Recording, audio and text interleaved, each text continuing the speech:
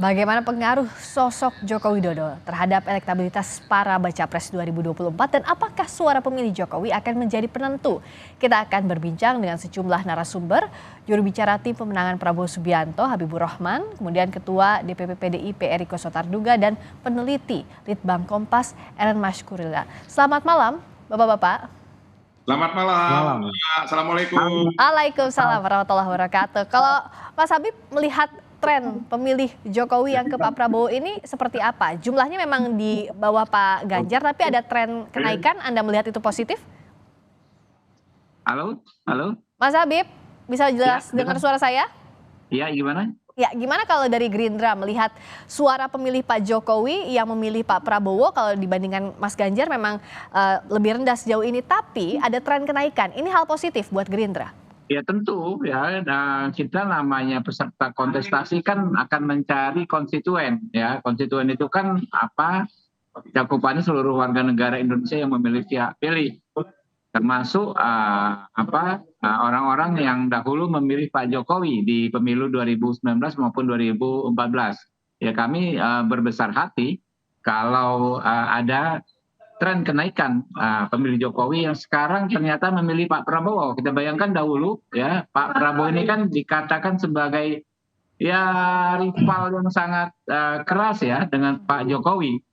Nah, bagaimana bisa orang yang dulu tanda kutip berseberangan dengan Pak Prabowo kok justru sekarang mendukung Pak Prabowo sekarang justru mendukung Pak Prabowo.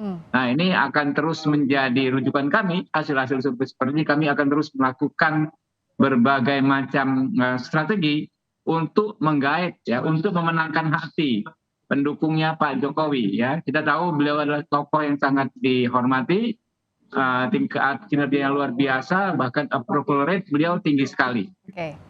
Nah, kalau dari Bung Eriko gimana melihat survei ini, masih percaya diri suara pemilih Pak Jokowi sebagian besar akan ke Pak Ganjar? Ya, begini Mbak, kita kan tentu harus berdasarkan apa yang ada ya. Ini dari hasil Litbang Kompas dan kami meyakini bahwa Litbang Kompas ini kan memberikan survei itu bukan ada yang dibiayai, tetapi dibiayai oleh diri sendiri oleh tentu dari Kompas. Kami sangat berterima kasih kepada Litbang Kompas, dan kalau kita melihat dari hasil survei Litbang Kompas yang lalu, begitu juga dari survei-survei yang ada, kita harus berbicara jujur bahwa pada waktu kejadian yang FIFA, begitu juga dengan kontroversi yang dianggap merupakan kontroversi, itu kan sempat terjadi penurunan. Dan kalau dalam waktu beberapa bulan ini kita melihat bahwa sudah ada proses yang namanya rebound. Nah, kalau rebound itu, Mbak, tentu ini kita tidak tahu batas akhir rebound itu seperti apa. Karena memang namanya rebound kan, katakan kita loncat, turun ke bawah, kemudian melonjak ke atas. Nah, ini yang kita lihat cukup memberikan satu harapan yang sangat besar bagi kami.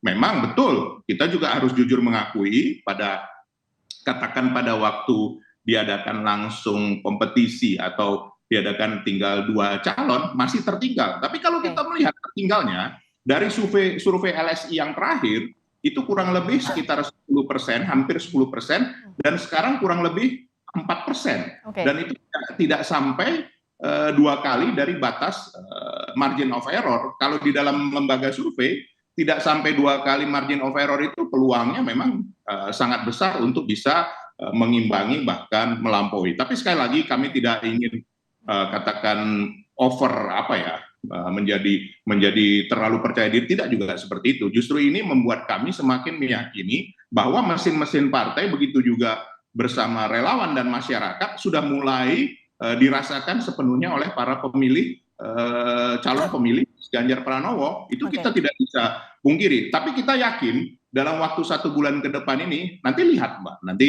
mudah-mudahan kita diundang lagi nanti bersama saudaraku Habibur Rahman 1 bulan ke depan. Nah, kita melihat nanti seperti apa perkembangan yang ada. Nah, saya ke Mas Eren dulu. Mas Eren, jadi kalau bicara soal khususnya untuk suara pemilih Jokowi, ini kan terbaginya ke Pak Prabowo dan ke Pak Ganjar. Nah, sejauh ini trennya seperti apa yang dipotret oleh Litbang Kompas, Mas Eren?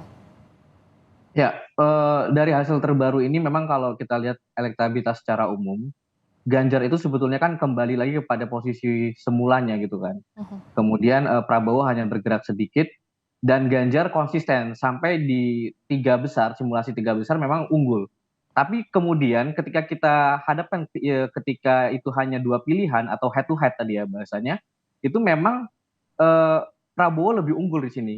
Kalau kita lihat memang ada kecenderungan baik itu dari pemilih Ganjar ketika Prabowo berhadapan dengan Anies, kemudian pemilih Anies ketika Prabowo berhadapan dengan Ganjar, itu memang ada kecenderungan peralihan dukungan itu meningkat kepada Prabowo, hampir 70% di sini. Rata-rata 70% ya di keduanya itu. Kemudian di sini faktor Jokowi kalau kita lihat memang dari awal lebih besar kepada Ganjar itu sudah modal awal yang pasti ya, itu 60 persenan itu di angka segitu. Tapi kalau kita lihat dari setidaknya dari 3 survei kita ke belakang di tahun ini, kenaikan itu terjadi pada aliran dukungan dari pendukung pemilih Jokowi di pemilu sebelumnya itu kepada Prabowo sekarang. Hampir sampai sekarang itu di angka 36% lebih. Yang dulunya mungkin baru di sepertiga ketika Prabowo itu beralih ke masuk ke dalam kabinet dan lain sebagainya ya. Ada simpatisan Jokowi yang ikut mendukung di situ juga. Tapi di sini sudah meningkat sampai dengan lebih dari 36%. Ini cukup menjadi satu modal yang sangat besar dan ini tentunya bagi Prabowo tren positif itu terlihat sekali ya dibandingkan dengan dua kandidat lain untuk peralihan dukungan pendukung Jokowi ini. Gitu. Singkat saja masing-masing, saya ke Mas Habib dulu. Seberapa penting kalau Gerindra melihat suara pemilih Pak Jokowi dan faktor Pak Jokowi ini jadi penentu di Pilpres nanti?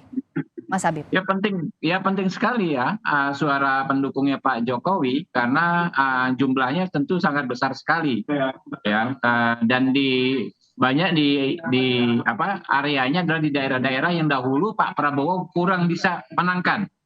Nah ini kan berarti kalau bagi kami akan melengkapi ya ceruk-ceruk yang kurang penuh sebelumnya. Karena itu ya kami